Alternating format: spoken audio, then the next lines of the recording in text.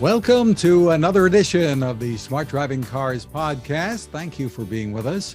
I'm Fred Fishkin, along with the Faculty Chair of Autonomous Vehicle Engineering at Princeton University, Alain Kornhauser. Hi, Alain. Hey, good morning. I think we finally have summer. It's going to hit 94 or something in Princeton on June 2nd. Oh my goodness, finally. That's kind of toasty. And joining us today, we're happy to welcome Roger Lanctot, Director, Automotive Connect Mobility, Global Automotive Practice at TechInsights. Hi, Roger. Hey, Fred. Hey, Great Roger, see you. great having you this morning. We should have a lot of fun. I'm counting on it. Some big news to talk about from NHTSA, the National Highway Traffic Safety Administration. It has proposed a new rule that would require automatic emergency braking and pedestrian automatic emergency braking systems on passenger cars and light trucks. It would also require the systems to follow strict technical guidelines and be able to stop and avoid contact with a vehicle in front of them up to 62 miles an hour. Alain and Roger, let's take off. Which one first? Let me just, make sure everybody knows where I stand on this one, because I guess I take positions every once in a while. I think this is fantastic. I think it's so overdue.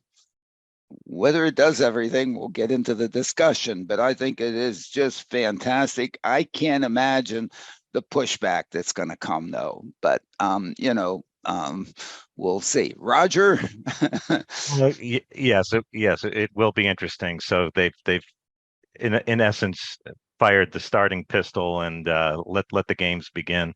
The my beef around cars, among many, is that cars should not hit things in the first place. Any other kind of product like this, it would be, where's the Consumer Product Safety Commission? Why are all these people are dying, and cars keep running into things? They just should not hit things, period. So how can we get there? And the initial effort that was voluntary, and of course we're in a voluntary modality at NHTSA because back in the Reagan administration they slashed NHTSA's funding and personnel, so NHTSA's hands are kind of tied as to how much of their own research they can do. That being said, if you read through the documentation, they have done a lot of work in this space. So I'm sure somebody there at NHTSA said, gosh, it would be a shame to do all this research and have nothing to show for it. So we're already, along the path of doing the necessary research to figure this one out.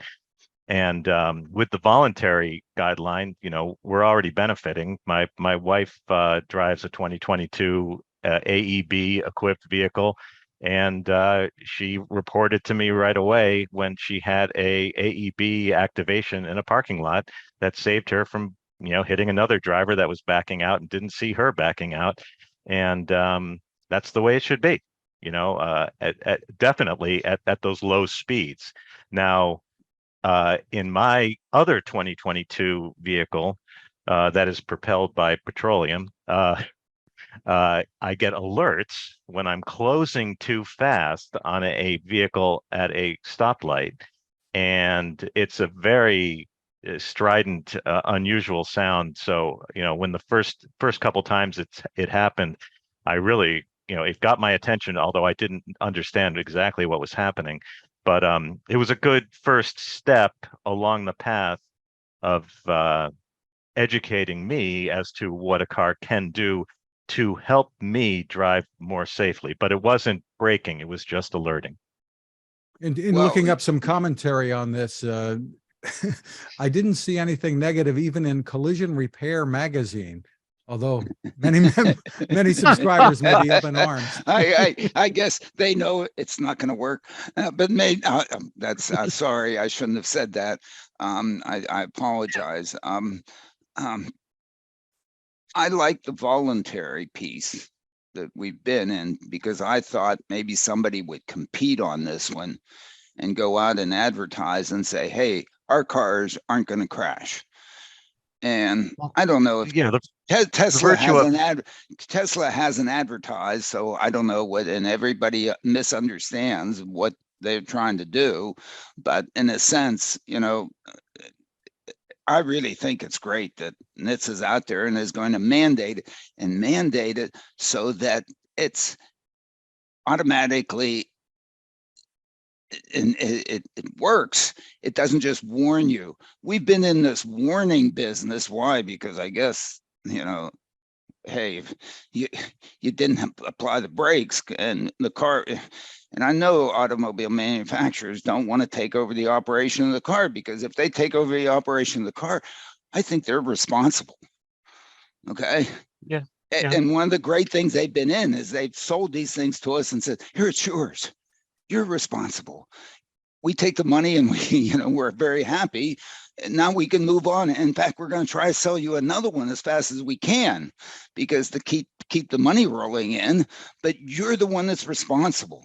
Now, if they're applying the brakes and they don't apply the brakes, whatever, then this whole response, who's liable on this thing? Who gets dragged into all the proceedings? Well, okay. I have no idea. But we've crossed that threshold with adaptive cruise control and now Super Cruise, and almost every automaker has a Super Cruise like solution. I do want to say about the earlier AEB voluntary proposition, the virtue of voluntary is speed to market.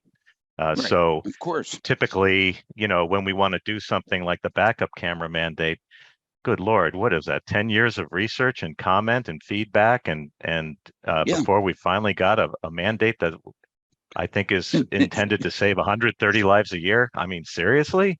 Yeah. Although now that mandate had a massive unintended impact on the industry, which was every car got a big, display in the dash now, so you could see what was going on out the back, and all of a sudden the radio got displaced, or altered. my AM radio done. I can't. No. Where is it? Yeah, but if we talk about the backup, it really does work, and they've put it in there. And in fact, I think many went in there and says, I'm not just going to warn you, I'm going to hit the brakes. And they haven't been afraid to hit the brakes. Why? Because you're going 5 miles an hour, and even if you hit the brakes inadvertently and you have the unfortunate false positive on that, doesn't much matter. There could be a kid back there. So the reward was so great and the risk was so little that I think many went in there. And I know my car, and I think it's fantastic. Although the one I will say this, yeah. I will say this, these things don't magically solve problems. I had a backup camera on an old Infiniti G30 that I had, and I think within a week of getting the car, I backed into the neighbor's garbage cans across the street. Right. So if you don't look, you don't look. But that's the whole purpose of having an automated braking system tied in with it that did the braking for you, because no matter how big the display is, we're not looking. Okay, unfortunately, or we're not looking all the time. The one or two times, the one that gets me with respect to the forward, and what bothers me a little bit about what is they've put out there, is that it's from 10 kilometers per hour up. I think that's what they've put out there. You mean in the terms of voluntary the one? details. No, the one that they announced, a couple of What they're days trying ago. to achieve now. What they're trying to achieve now. Yes. is I think, at least as I read the details, it's 10 kilometers up, not up to 62 miles an hour, which is fantastic. Although I can't imagine what the kickback from the industry. We'll get to that one. But what bothers me is it's from 10 kilometers per hour, 6 miles an hour up. What bothers me is that if I'm stopped at a stop sign, about to turn right, there's a vehicle in front of me. I look to the left and I look to the right, anticipating the vehicle to turn. And then the vehicle in front of me starts to go, and I look to the left to see if I can follow him. And I see nobody coming, and I hit the gas. before my head turns and sees that for whatever other reason, the vehicle in front of me hasn't gone. That's Boom. never happened to me, Alan. I don't know what you're Holy talking hell. about. I mean, so now I actually have never hit anybody, but I've come so damn close that now I finally learned after, a billion years alive that no, I'm not going to hit the gas until I turn to see if they really did vacate. Well, Okay. what's specifically And relevant to the scenario you're talking about is forget about the car in front of you. You're at the traffic at the stop sign. yeah, And what do we tend to do when we're making a right turn at a stop sign? We look left, right. and we don't always look right. Of And course. the interesting thing, if you're signaling right, in most Japanese vehicles, they'll actually put on the display in the car what is going on the right side of the car, because we tend to neglect that. And that's when you turn to go and you're going and there's a pedestrian there crossing the crosswalk. That too. Okay. That is And specifically one of the key things they're going after with this new requirement. And it's in parallel with the Euro NCAP requirements also set for 2026 implementation, very much focused on vulnerable road users, bicyclists, motorcyclists, and pedestrians. but that's under 10 kilometers per hour. Okay. Indeed. So, I'm just questioning this 10 kilometers per hour. Why not make it 0? What's the issue with the, above 10 Oh, kilometers per hour business? Okay. Is there a technical thing in there? Hey, look, if I'm not going very fast and the car hits the brake and stops, am I going to take the car back to the dealership and say it's a lemon, give me my money back? I don't think so. Okay. I don't think so. I mean, the critical piece in all this is the false positive. If we had 0 false positives, we would have had this 100 years ago. so Okay. there is a technical implication here. So let's get Yeah. address the elephant in the room, which is Yes. radar.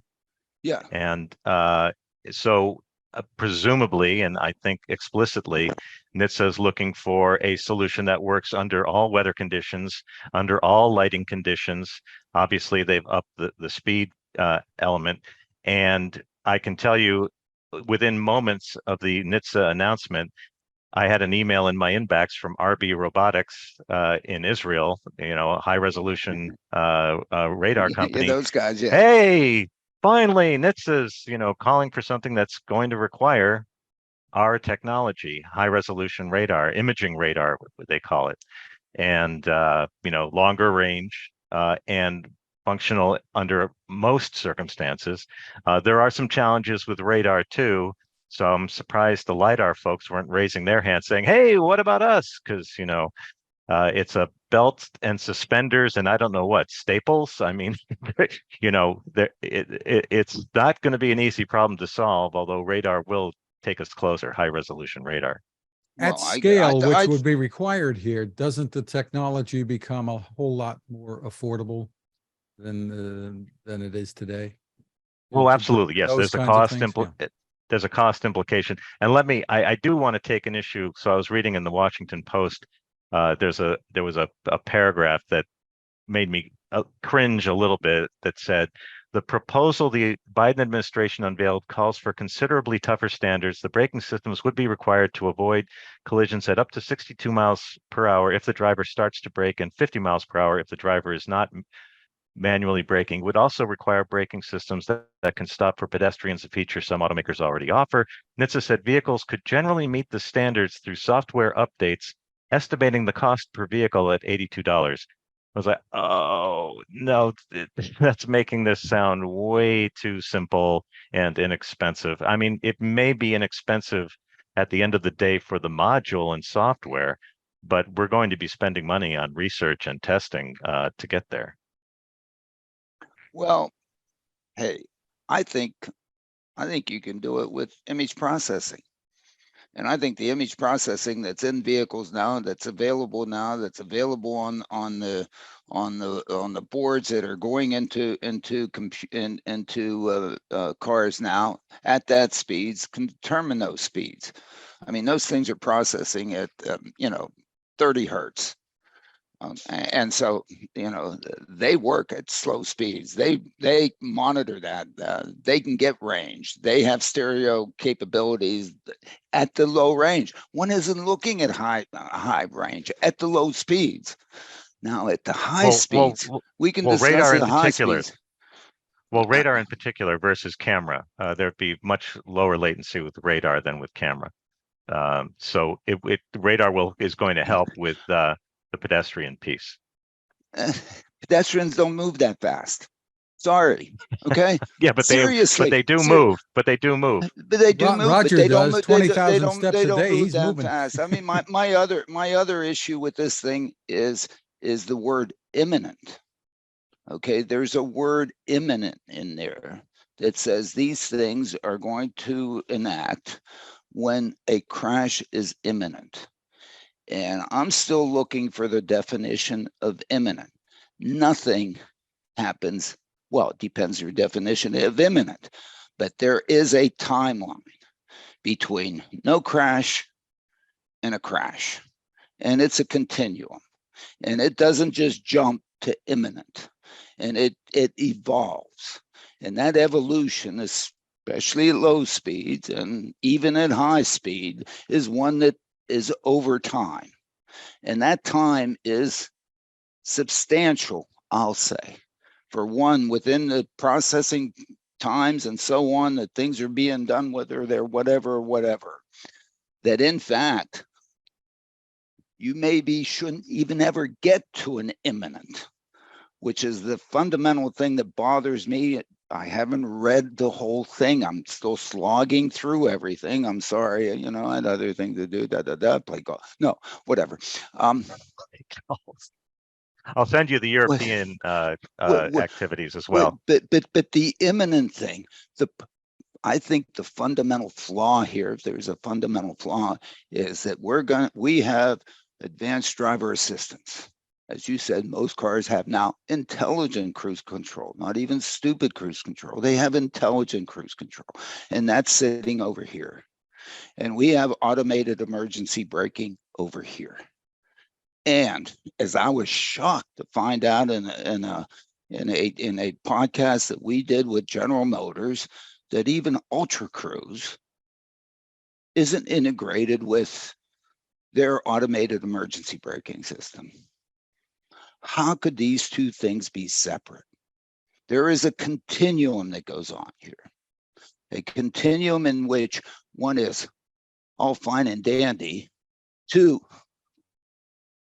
you're really about to crash. It is 1.6 seconds or whatever the threshold is that they set to collision.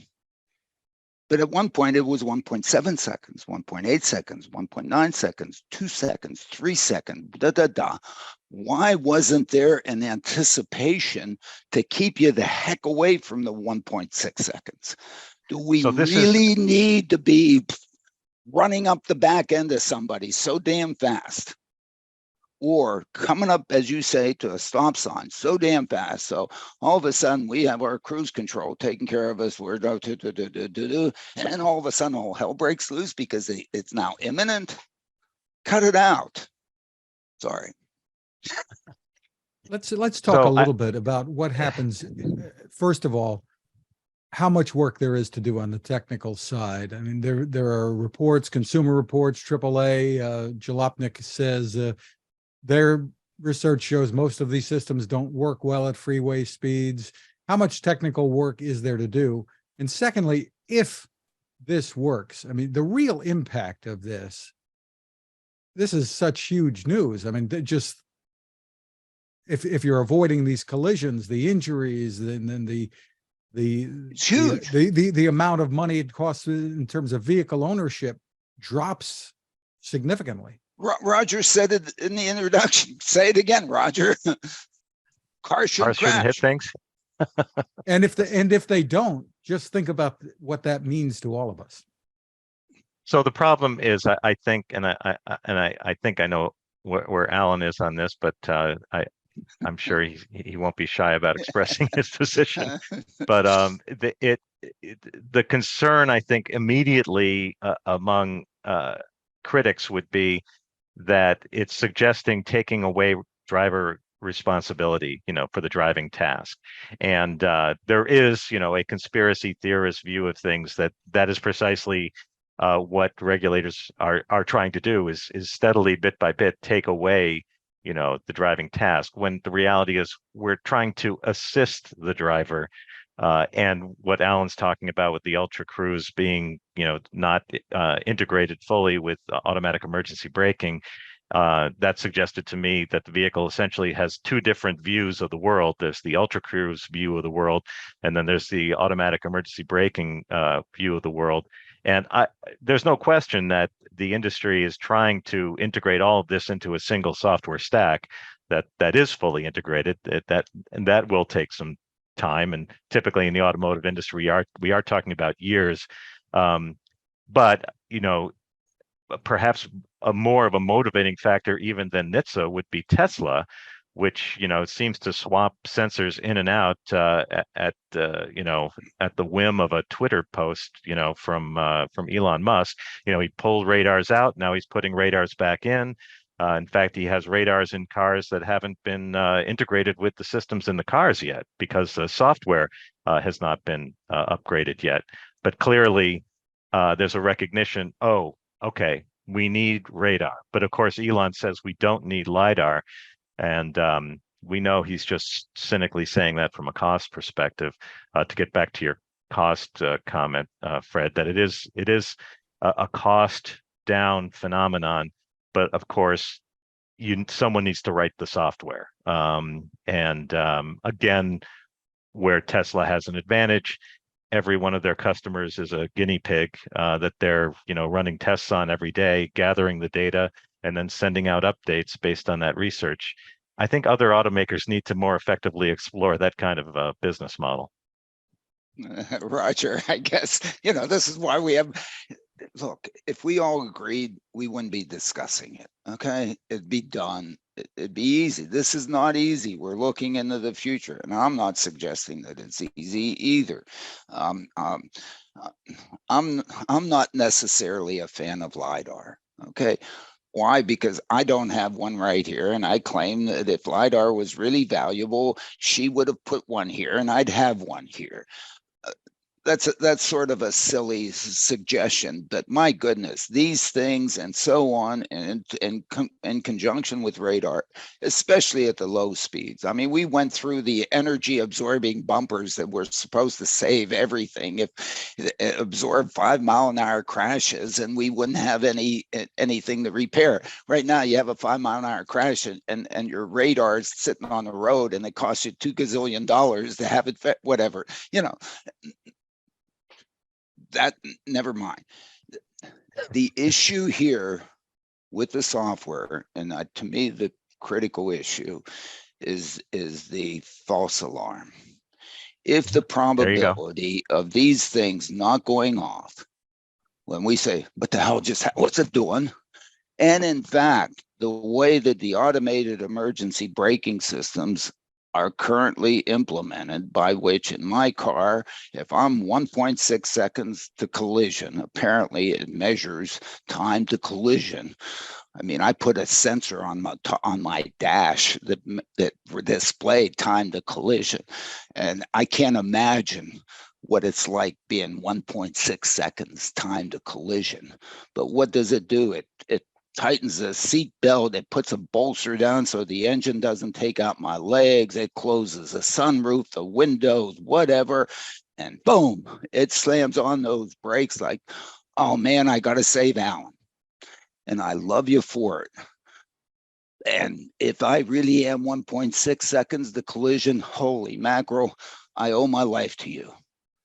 But if I'm not, and all the coffee and everything else gets splattered all over my white leather interior, I am. And I go back to the dealer and I say, take it back. And my goodness, you know, that low probability event. And what did we go through with the Priuses, with, you know, accelerator, whatever, who knows? Was it really the mad over the whatever unintended acceleration stuff and I think it all was the stuff? spaghetti code. I think they got Who NASA knows? involved. Who knows what was in? Can you imagine what we're going to get into? And now, as I tried to read the details of what was in the whatever government record thing, you know, I haven't found a place where it's limited to 82 miles an hour. They say above 10 kilometers per hour. They don't put a maximum. Okay, because what are they supposed to put them at? You're not supposed to be going over the speed limit. In the US of A, that means, I don't know, is there any speed limit? Maybe still in Montana, it's 80. The hell with Montana, let them do whatever they want. In Jersey, it's, I think, you know, speed limit on the New Jersey Turnpike is still 55 miles an hour in place. Nobody does 55. And what, you're not supposed to operate when you're going real fast? This isn't supposed to brought work. up but you brought up an important concern, which was the false positives. So, Yeah, you know, yeah, it's all with about false positives. the now famous or infamous, you know, Bay Bridge crash, we still haven't had an explanation of, you know, what exactly happened there. That certainly happened at speed. And, you know, what about 20 vehicles ended up being involved? I don't know. I hope there wasn't a fatality, but obviously people were injured. But, you know, you having the right kind of radar, which is what RB Robotics would argue, so you can understand, and I know this is another one of your bête noirs, is understand whether you're approaching something that you can actually drive under, that it's not going to impede. You know, you can keep going. It's a bridge. It's a sign. It's not a wall. That kind of stuff. Radar can help in that regard. Yeah, no, it is an extremely tough problem because nothing is perfect, except for maybe you, Roger, and maybe Fred. But you know, nothing is perfect. So there's always a probability of whatever. Okay. And everything ends up being a risk. We're assuming that probability is going to be so darn slow that we get so much benefit out of it that it's worth the risk. But my goodness, the inadvertent, and even in the Bay Bridge thing, what one doesn't really know, or I haven't seen the data stream from Tesla that says, in fact, it was Tesla that did it, and not the driver. The driver claims. Okay, I believe the driver. Please don't suggest I don't believe the driver. Okay, I of course, but you know, this is really tough. And how we get to a point, and we really have to get to a point, and this is why the auto manufacturers don't want to, because they think they almost have to be perfect. You know, I don't know how one does that. Okay, Alan, So we're on it. you often But bring now, up the, yeah. oh, go Yeah. ahead, Fred. Sorry. Alan, you often advocate that these companies should not be competing on safety. How does that come into play here? Should there be, I mean, they're talking about standards, minimum standards, the NHTSA is, but how does that come into play here? If somebody gets this right, should it be shared with everyone? Well, absolutely. Without a doubt. Without a doubt. Hey, if Tesla can share its plug with Ford to be able to use its chargers everywhere, they should be able to share whatever great insight they or somebody else has as to how to do this well. Okay, because of course we agree that this is something that's absolutely necessary out there, except for, you know, lawyers and maybe whatever, and collision specialists and whatever. Hey, you know, also, if you total your car, the dealer can sell you another one. Okay, do I put on my conspiracy theory hat? Because now you've got Google moving into Mercedes with Google Maps, and GM and probably Volkswagen, and the rest may well be likely to line up. The significance of that being at CES, Google announced that they have HD maps, which are believed to be a necessary underpinning for assisted driving solutions. So then does Google become the data sharing platform that enables the kind of data sharing that you're talking about? I don't know if maybe that's a whole nother podcast, I but hope not. I mean, I hope not. I mean, well, cut it out. I have enough of Google. careful what you Okay. say. You might want them on the next show. No, I don't want them on. They won't come on anyway. So I already know they won't come on. No, I mean, one, we don't need HD maps, my view. I don't have an HD map in my mind, and I've driven I don't know how many, whatever, and I really haven't crashed all that often. Okay, and what the HD maps have, they have the stationary stuff. They don't have the moving pedestrian. Oh no, it's not. Okay. It's not a complete solution. Of course It's not. It's not even. It's not any solution. If Well, I have, but it's part of that. But it's part of a fully integrated stack from from basic vehicle navigation through ADAS through autonomous to bring no. all of these into a single vision. Oh, I'm just saying that's what's I don't happening. believe that. Look, I developed Copilot way before HD Maps.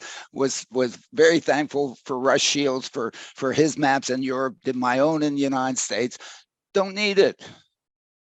That to me that is, hey, if you want to sell a bunch of stuff that I don't need, great. Okay, don't need it. What I do need is certainly the capability to know moving objects. And if I can do that, the stationary ones are trivial. And where do they tell me all about these stationary ones? Whew, out here. Do they really tell me exactly whether or not what the bridge height is of the bridges? Well, it turns out PC Mahler does, and there's saved the trucking industry, but that's what I did. All right, yes, whatever. I understand. Okay, yeah. Oh, it drives me nuts. Do they tell me how low the branches are in this tree that just grew and whatever, and tilted over and whatever? No, I mean, it's you've got to develop a system that can operate without it. Well, I would argue that GM, so the representative of Ultra Cruise that you had on the session, has made some pretty extraordinary strides, because one area you haven't mentioned is one data set that GM has been working in cooperation with the industry to establish is the work zone data exchange, so that they know where work zones are. Because they might be around the corner. I don't care how good your 2 eyes are, your third eye, or however many eyes you want. If you don't know that there's construction up ahead, you're going to be in trouble. Absolutely. At speed. Absolutely. And if I don't know that there's ice on the bridge because the bridge surface froze before the regular surface, I'm in trouble. And whenever I determine that, yes, of course, I need to put that out there and share that. And probably what I should do is have a sign before each of the bridges that shares that to the people that don't have the gizmos. But I'm not going to go there because I'm not in the business of selling signs. But anyway, and this is, hey, we're having I hope we're having a discussion here. I'm trying to have a discussion. We've clearly taken LiDAR. We've taken LiDAR off the table, and Fred promised me we wouldn't debate LiDAR on this session. So we won't go there. Yeah, but we are but I would argue we're on a fast track to widespread radar adoption, and also an accelerated education of consumers about driving a little differently, perhaps. Yeah. Well, I hope on the second one, on the radar thing, the radar has to be intelligent enough to determine whether it's getting a reflection on a bounce or not on a bounce. It's been this situation with respect to GPS, that of course the only reason we're ever able to use GPS is because it's able to discern whenever it gets a signal from a satellite that's a bounced off of a building rather than a direct one, because it makes every difference in terms of the precision of that measurement. Radar bounces, and if it bounces under the car in front of you and comes back and tells you what the car in front of them is doing, that could be good. as long as when you're processing the data, you understand that's where it's coming from. And that's a bunch of enormous detail in the processing of the stuff that maybe some people do well, maybe some people don't do well. But that's an important piece. And of course, the same thing happens with vision. Sometimes, you get a reflection off the road and you see something and you say, oh, what the heck's that? There are details here, which in the end, to me, the details end up meaning that, the probability of a false alarm is not zero. And therefore, you really have to, I think, you have to be analyzing the situation all the way over here from things are great, all the way up in time to things, holy hell, and understand that it doesn't just jump. And that you prepare that preparation time in advance of, I got to turn this sucker on, is in fact all kosher, so that you don't just turn it on. Oh, how many times I've been startled so many times in my life. Go ahead. I know Fred has some more questions for us. Yeah. And this is a little bit off topic, so I'm just going to mention it on the side that some of the things you're talking about suggest the importance of driver monitoring, making sure the driver's paying attention, making sure the driver's not having a medical issue or something or event. But I just wanted jumped in the back seat. Okay, so I just wanted to insert that there. But Fred, I know I know you had some other territory you wanted to steer Alan and I towards. Well, one thing we want to point out to people, I think, is that the car makers would have 3 years to comply once this final rule is issued. So this is down the road a piece, best case scenario, and I don't know when this final rule is going to. Yeah, but the automotive industry, 3 years is next week. I mean, it moves very quickly. Sure. Yeah, and I think at some point some people start competing on how well they do this, and in fact put it out there that they are doing it well, and the marketplace accelerates the whole adoption process as opposed to waiting. Wait a minute! You just said we're not supposed to compete on safety.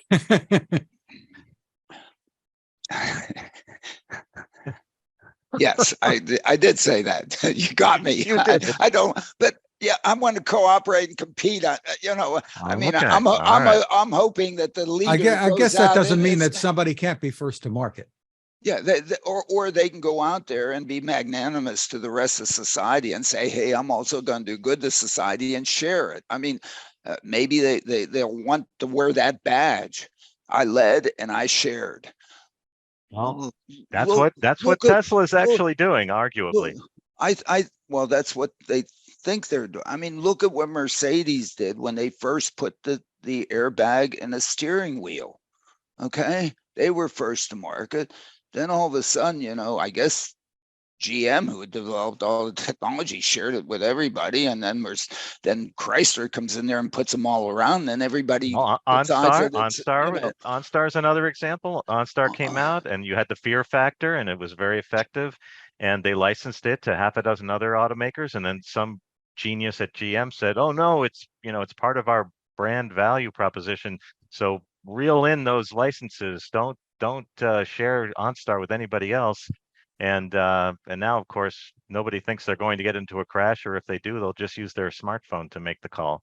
Yeah. So yeah, I was a big fan of OnStar, big fan of all the the whatever one that in Europe and so on that was put out there. Those were all very good things. Okay, and yeah. Anyway, yes, I don't. Another thing we want to bring up is right. You got me, Roger. But go ahead. Yeah. The situation at NHTSA, 6 years without a confirmed administrator there, and now the White House has withdrawn the nomination of Ann Carlson, and there wasn't anybody confirmed during the Trump administration. So I don't know how much that has an impact on what's going on and how quickly things get done there, but boy. Yeah, it's a sad situation. Again, it goes back to, Reagan's cutbacks from which they've never really recovered. The kind of, I mean, great work that the organization has done over the years. Uh, but, there's arguably been a certain amount of industry capture. And politically speaking, it's just such a hot potato, whether you're talking about electrification, vehicle automation, connectivity, privacy now is implicated, artificial intelligence. If you're a politician, you're looking at cars going, okay, there's two things you can't separate an American from, and that's cars and guns. So it's just a hot potato, unfortunately. And it you can go there and create a living for yourself, because there's a lot of former NHTSA executives that have moved on to, very nicely compensated positions in lobbying and other organizations. But it seems like the future within the agency itself is kind of constrained. Nothing really happens very quickly there. In Roger, some states, they go together like peanut butter and jelly, Roger, but yeah. we don't need to go there. Yeah, but Roger, you put it very well. There are two things that you can't, those that have it, those that have guns and those that have cars, you can't separate. And probably you really don't even want to try to. I mean, my goodness, you want to accommodate, you can't. I mean, look at One wild card. I will say the one wild card is young people, and the young people that I've brought into the world are now in their 30s, so they're not even young people anymore. But the young people are looking for alternatives to owning cars, not least of which because they're so darn expensive. And that, whether that leads to better public transportation or expanded micro-mobility or the Uberification of transportation, I don't know. But young people, are not as enamored of vehicles as, oldies like you and me. Yeah, and I guess fortunately they have the physical characteristics and capabilities to be able to, and they're so risk. I mean, they don't know what risks they're taking. So that, and maybe we can Destructible, yes, of discuss. course. Yeah, we can. They're up on a scooter and whatever. And I've suggested to my wife that I'm going to bike to work, and she said, "Oh no, you don't." Guess what? Oh no, you don't. You're going to die. I mean, and it's probably true. I'm going to walk the hell, and probably I'm better off walking. So yes, I agree with that. Thank you.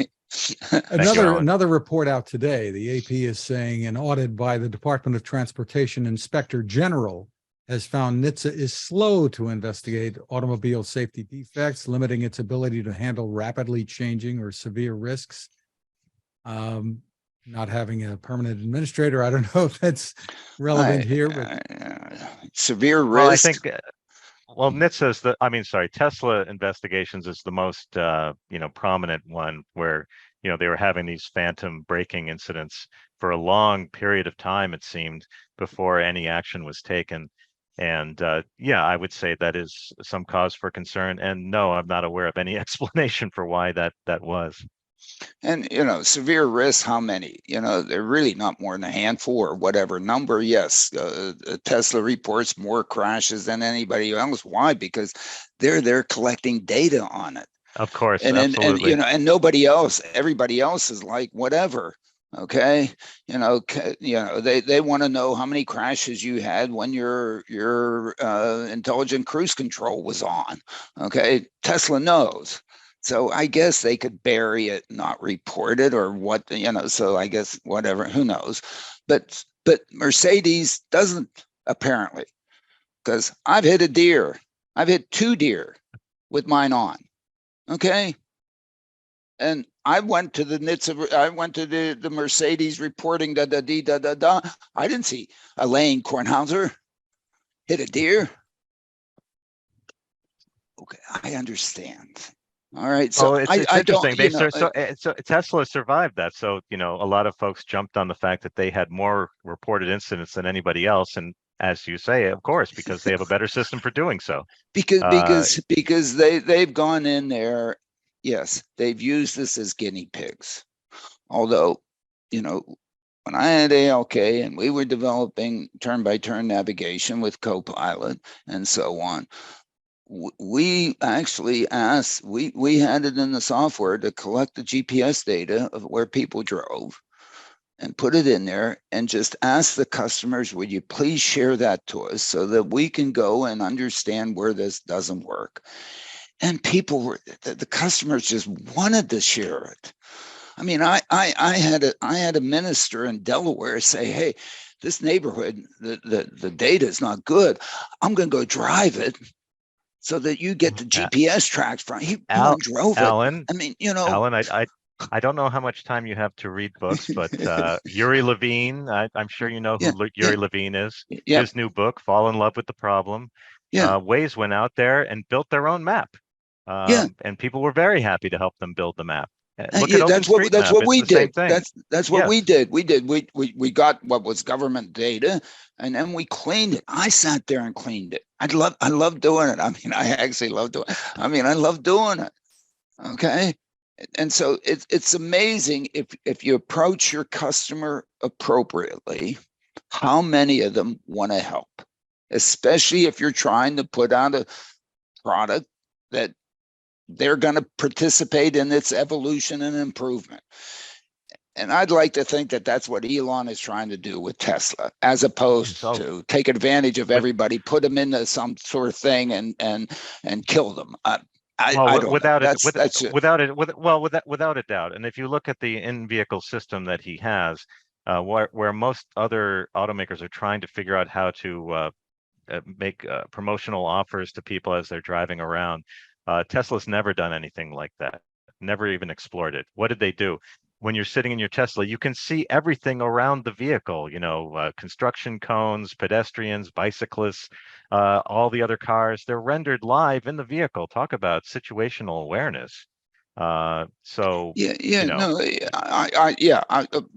know, I'm a fanboy, so you know, I'm on whatever. I'm sorry. I think that is all really good. Okay, and it's trying to help. Darn it, I think we need help. Some of us, I need help when I'm driving. I love it. Okay. Forcing me to put my hand on the steering wheel, though, I think is wrong. Okay. Putting my foot on just above the brake. If you want me to be alert, ask me to put my foot right above the brake in case I have to brake. I think the last thing in this imminent crash is that you want me to take this steering wheel and turn it. Okay? Because guess what I'm going to do? I'm going to flip the car and die. Okay? What you really want me to do is if I'm approaching all of a sudden there's a fire truck ahead of me parked, you want me to hit the damn brake. Why do people then say, oh yeah, you got to put your hand on it? It drives me. Never mind. I'm a different guy. All right. I'm so sorry. It sounds like so what I'm hearing is you like Super Cruise Level 2 Plus or whatever you want to call it. Oh yeah. You're probably not a fan of Level 3, which is be ready to take over at a moment's notice. There is no Level 3. If you want me to take over at a moment's notice, it's not Level 3. Level 3 was supposed to let me after text. 5 or 10 seconds or whatever. After 5 or 10. Okay, we're not talking about Level 3. I don't know what I can do that requires 5 or 10 seconds to become alert rather than not alert. Well, I do know some things. I won't mention them, but I won't, whatever. Okay. And I can't fall asleep. Okay. Now, I don't Fred, think I can. Fred, I know you had some other stuff on your agenda we haven't gotten to. No, but these are really important things. Right. I mean, look, Mercedes out there saying they're going to give me level, and Honda level 3 at under, whatever kilometers per hour, 25 miles. Great. Okay.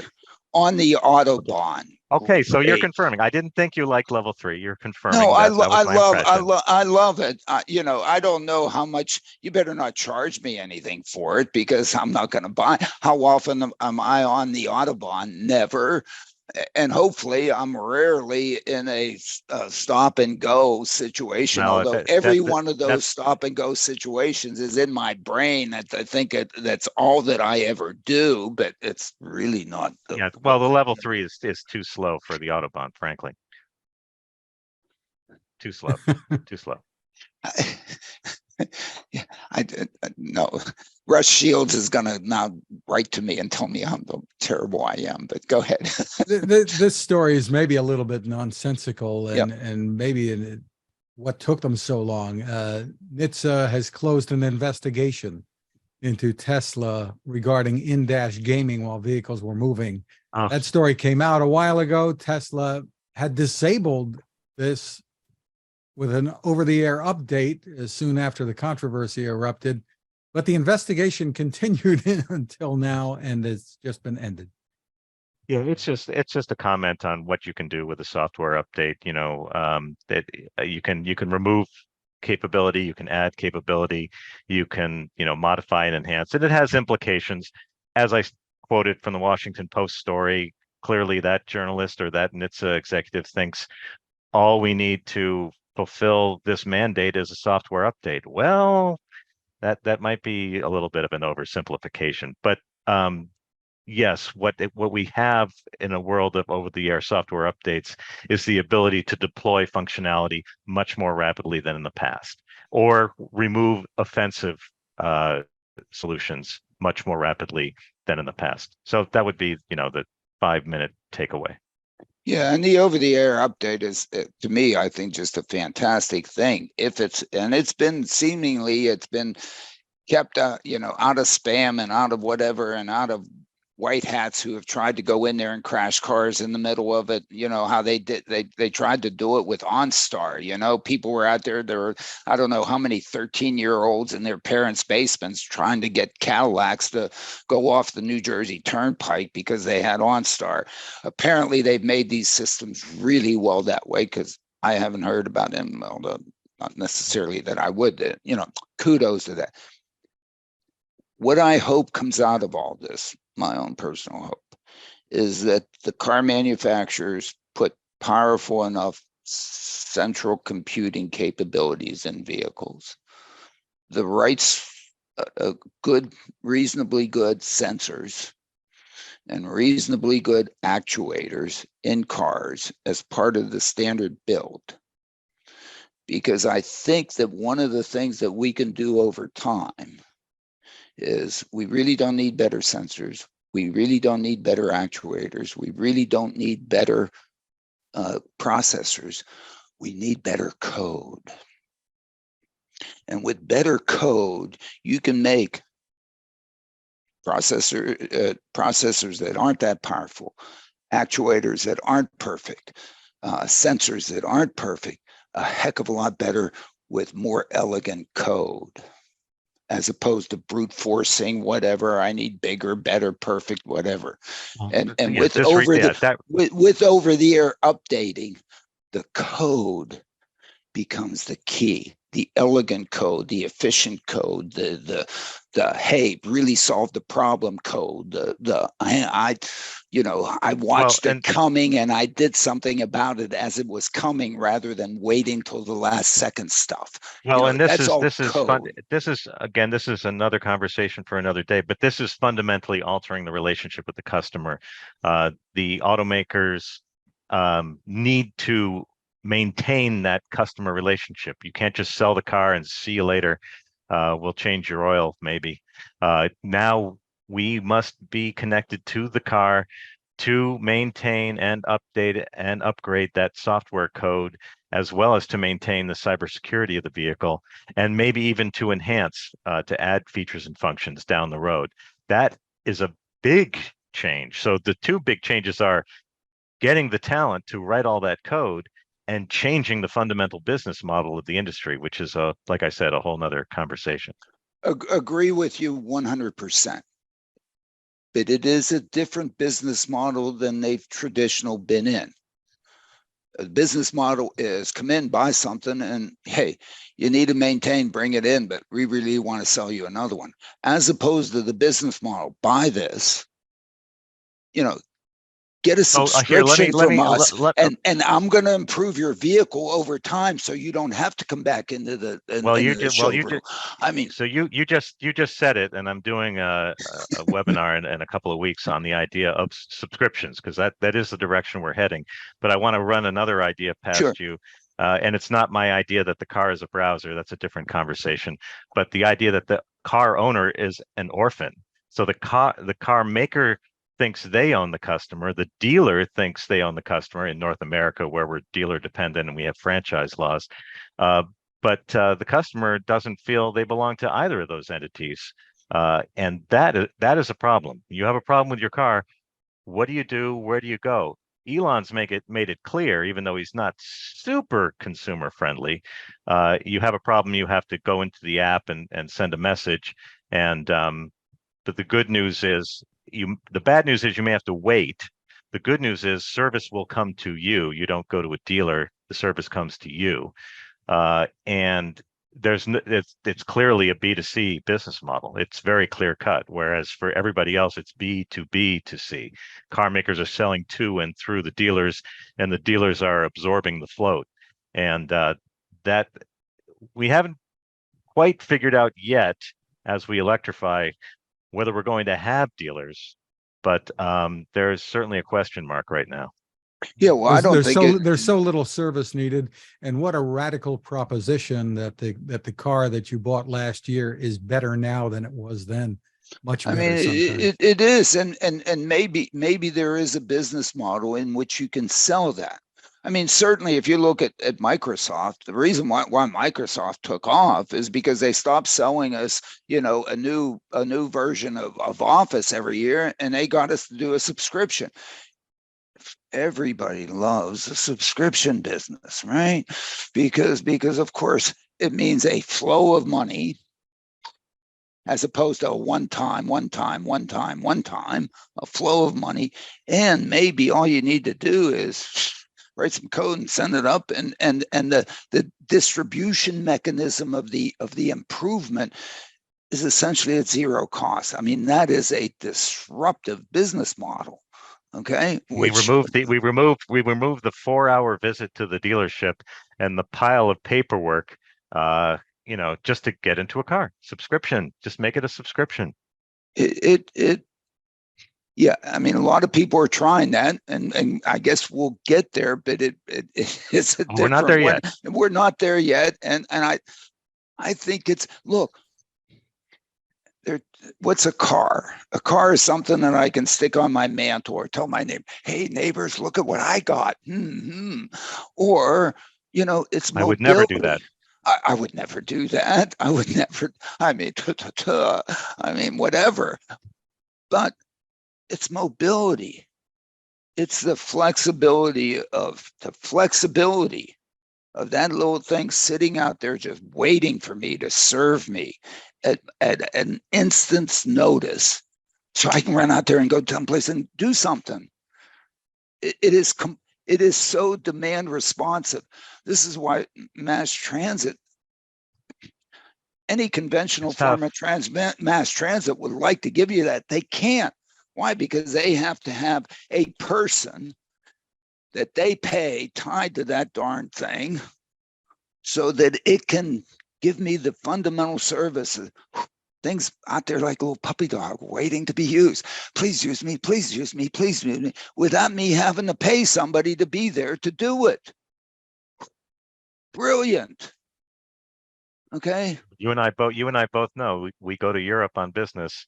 There is no need to rent a car.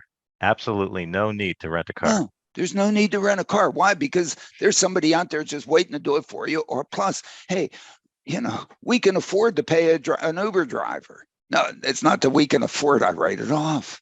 I don't pay for it. I pass it off to Princeton University. I make those suckers pay. Okay. They wanted me to go. They pay. Phew, not on me. I mean, how trivial is it? I mean, when we were in, I don't know, I used Get when we were in Israel. You were in Israel. You had different experience, Roger. What was your experience in Israel? Well, yeah, I yeah, thought a get was yeah. a divorce in Israel, but then No, Get is Gett. Hey, I don't know. It seems to me They I have didn't you have name Get, it. Yango, and Uber, and I can go on a whole rant about the varying quality of service and ability to locate the pickup point and everything else. And don't get me started on the lack of English language speaking capability. But given my misadventures with taxis that can't take credit cards overseas, it's tough to beat. you were both at a conference in Israel just about a week ago, right? That's correct. Yep. And From the Roger, what was your take from the conference, if I may ask? And then maybe I'll throw in my take. But I thought it was fantastic as usual. You know, lots of little booths. So you go one to the next, to the next, to the next. You know, artificial intelligence, generative AI, all forms of sensors. Uh, a couple of companies trying to enable automated driving by building a map on the fly. You know, we can have that whole debate. And I think Jaguar Land Rover opened an R&D office in Israel that was announced at the event last week. They've just joined, you know, a couple dozen existing global OEMs that have R&D offices there, or their technology scouts are there. You just got to be in startup nation for the automotive industry. And obviously, it's not the only industry with a lot of startups, but Israel has become quite the focal point. And it's kind of amazing when you consider the fact that if you're developing something in Israel, you don't really have much of a local market to go after. But they're even going after the ITS community. Companies like No Traffic, Waycare was acquired by Recor. They have kind of an ITS, you know, problem-solving platform. So it's all about, you know, data interpretation and aggregation. You know, you got to be, you have to have a, you know, a pied a terre in Israel to be in the automotive game these days. yeah, I sort of had the same take that, you know, it is very much startup nation. It's Silicon Valley squared or cubed or to the nth power. Everybody, you know, is out there doing it and trying to do it. I was still shocked. Maybe I shouldn't have been shocked, but I remain shocked. You know, they're doing this for, you know, to improve, really improve the car and make it eco-friendly and all that stuff, and green and whatever. I don't think I heard mention about providing mobility to people who don't have access to mobility today, the poor. Well, I saw nothing on that. Maybe I just missed it. I was looking for it, but I didn't see it, you know. so there's a couple things going on. You could not have escaped notice of the significant amount of construction going on in Tel Aviv, and including both below ground and above ground public transportation, and allocation for micromobility, just as Paris did. Um, uh, of some concern on this trip, because I've been there many times before. And I think this was your first visit. Was the was there were homeless people on the side of the road, and you know, and begging. I honestly can't remember being panhandled in Israel ever before, and many of my you know, industry acquaintances told me that this is in fact something new. So maybe they will have to start paying a little more attention to the disadvantaged. They probably have a lot of refugees from, you know, throughout the entire area, and that's probably contributing to that. Yeah, I think one can go all the way to the the homeless on the end, but there are lots of folks that can't afford cars, and if you're 16 or 18 or whatever, sure, you can hop on a scooter and whatever, or bike or electric bike it and all that stuff, and they certainly have put in but if you look at the distribution, if I don't know what it is in Israel, I know what it is in the United States. At any incident of time, the thing that I state is that 50% of the people who want to go someplace right now don't have access to a car, their own car. 50%. Okay, at least 50%. So yes, There's lots of buses there, and now they're getting subways, actually. but how many buses do you think you have to put in Princeton on Cleveland Lane? For me, Oh, my oh, car is the level of service that I have, because I happen to be so fortunate to be able to drive and afford a car, yeah, is I'm with so you. Yeah, phenomenal yeah, compared no, no, to no. Well, if my I favorite don't. story is so my in-laws will visit, from Brazil. My wife's Brazilian, and they've now passed away. But when they would come and visit us in the suburbs, invariably, whether it was in New Jersey, because I used to live up in Somerset, or here in Northern Virginia, they would find buses in the area that I didn't even know existed, just because they were wired to find the bus routes in the area, which we as typically Americans were not wired that way.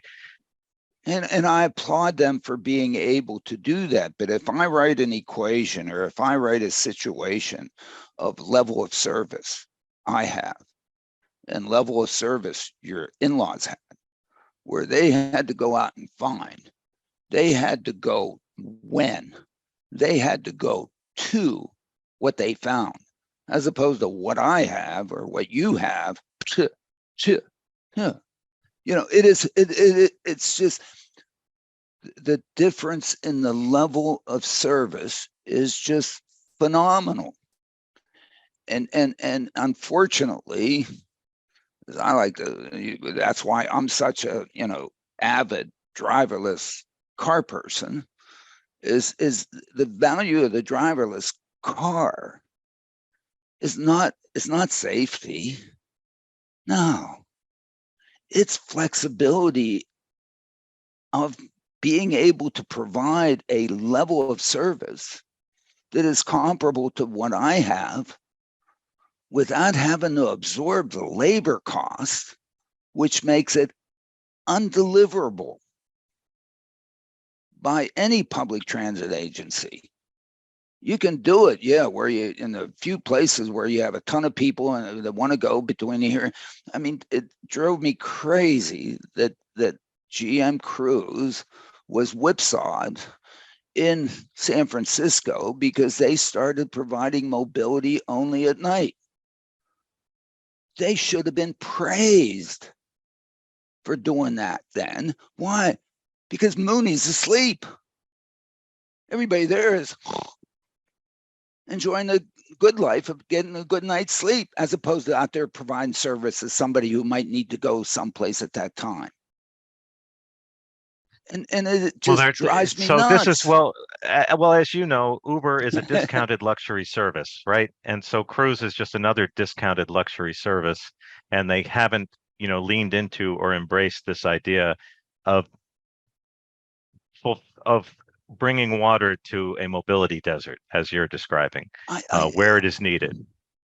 Good way to And put it. so, Good way to put it, because I think this is where their opportunity is. This is where the business is. This is where by people not will doing love that, you. so this is the problem. This is the problem. And I know you've been to San Francisco. By not doing that, what they're left with is what everybody sees on the surface, which is, if you're in downtown San Francisco, especially now with so many people don't even want to go to work, is there's a preponderance of Cruise and Waymo vehicles wandering around, many of them empty, and you're just scratching your head going, and what is the public service that this is serving, and why are we doing this? But if it was specifically being pointed at a problem, at solving a problem, I think it would be much much more widely embraced, including by those firefighters and police officers who are constantly complaining about being impeded when they're trying to get around. Very well said. You couldn't say it better than that, Roger. I agree. I think, it might have been nice. Hey, we're going to compete with Uber. Kidding me? That gets us. Does that get us to Alex Roy?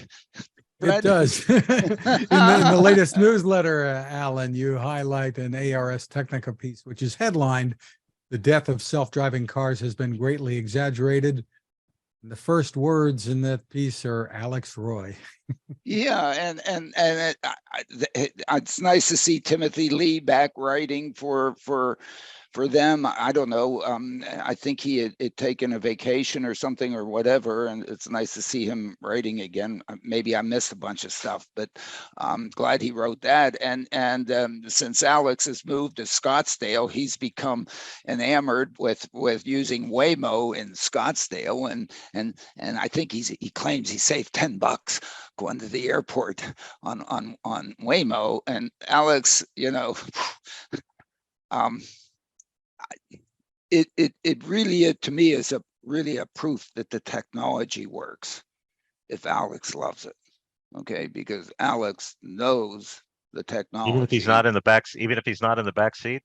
Even if he's not, or he is in the back seat, or I don't know if he's in the back. He's in the back seat, but Alex, who set gumball records in the United States and everything else and whatever, it does work. To me, the issue is that the business case. I mean, is that why Waymo is, I don't know, 3 billion, whatever the number is that they've spent, or is really what they've developed to take people to the airport? I mean, if you look at it, something like a 10% return on an investment, and you take the number that Waymo's put in, how much do you have to make annually on each one of those airport trips so that you get to a return, an ROI that somebody would say, hey, yeah, that's a business case. Okay. No, that doesn't pencil out. No. I don't know that it pencils out. It may, okay? It may, but it's a long run pencil. I think, and unfortunately, I'm a minority here. I think we have lots of folks here in Jersey who would really appreciate a Waymo ride. Not necessarily the airport, but maybe at midnight to go to their Amazon third shift job at the Amazon distribution center. And they could provide that if they have productivities of 100-person trips per day per vehicle. They can provide that at their cost is really low. They can charge a few bucks extra. And if you make a few bucks on 100-person trips, on each of 100-person trips per day per vehicle, I think you get to a reasonable ROI on the whatever billion you've invested. Maybe. Now, there are other challenges associated with that. There are safety, security things that maybe they've dealt with. But if they're dealing with Alex Roy, I love Alex, that's a different operational challenge than dealing with a blue-collar there's worker. Another one. There's one more item at the very end of your roster of topics there, Fred, and it would be a shame if we didn't at least briefly touch on Einride.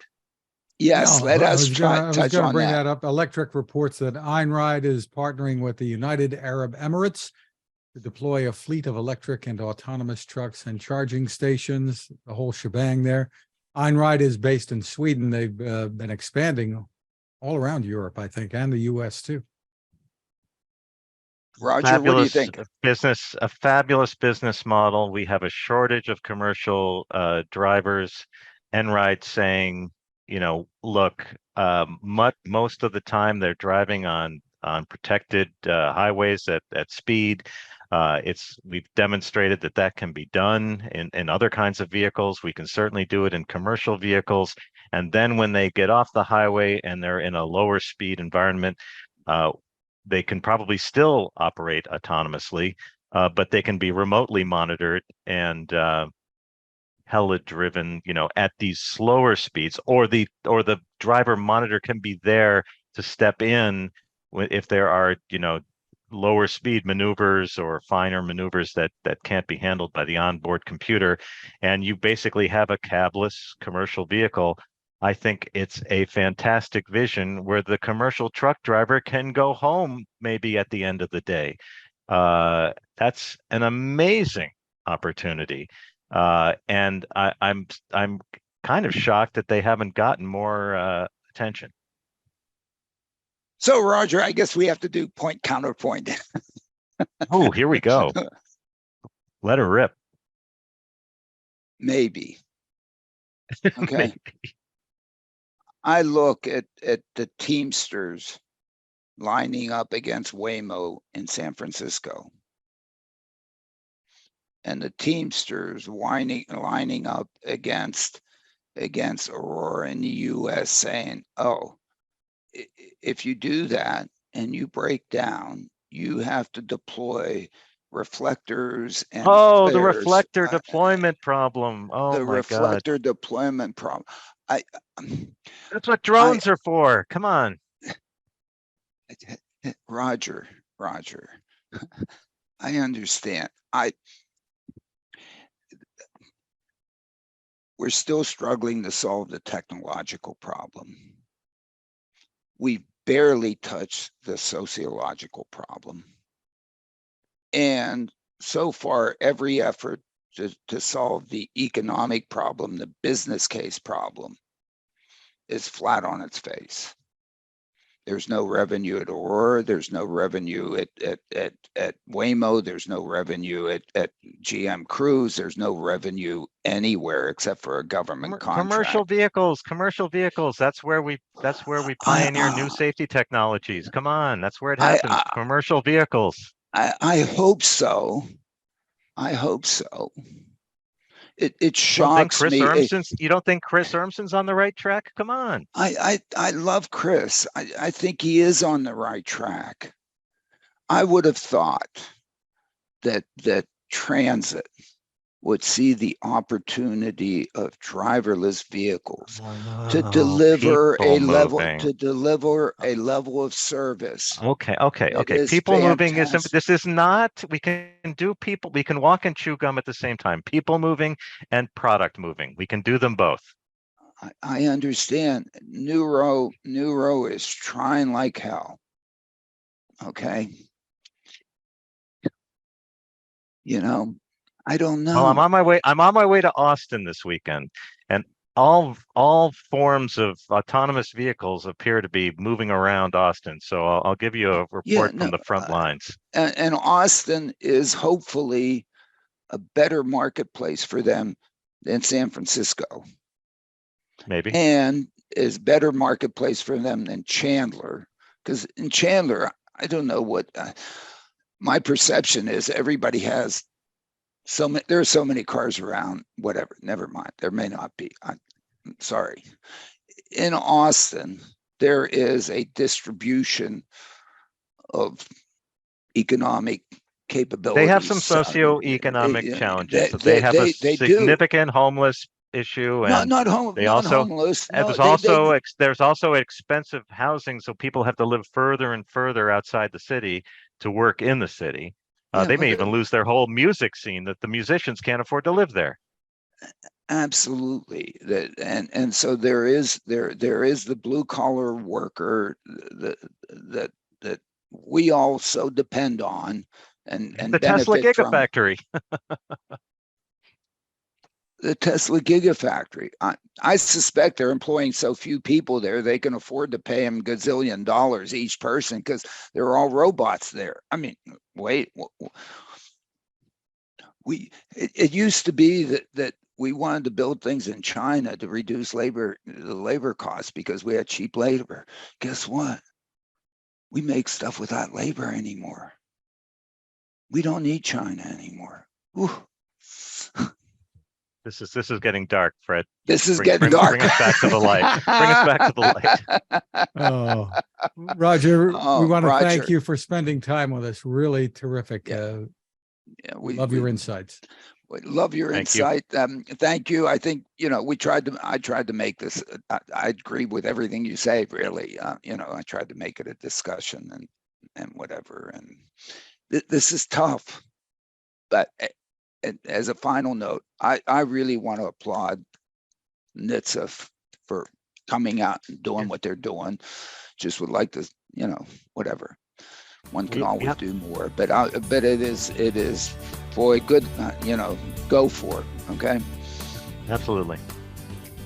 You can Thanks, find guys. us at smartdrivingcar.com, on Spotify, TuneIn, Amazon, Apple, Google, wherever you turn to for podcasts. Smart speakers can play us too. My Tech Reports are at techstination.com. I'm Fred Fishkin along with Alain Kornhauser. Thank you for spending time with us. Please stay safe.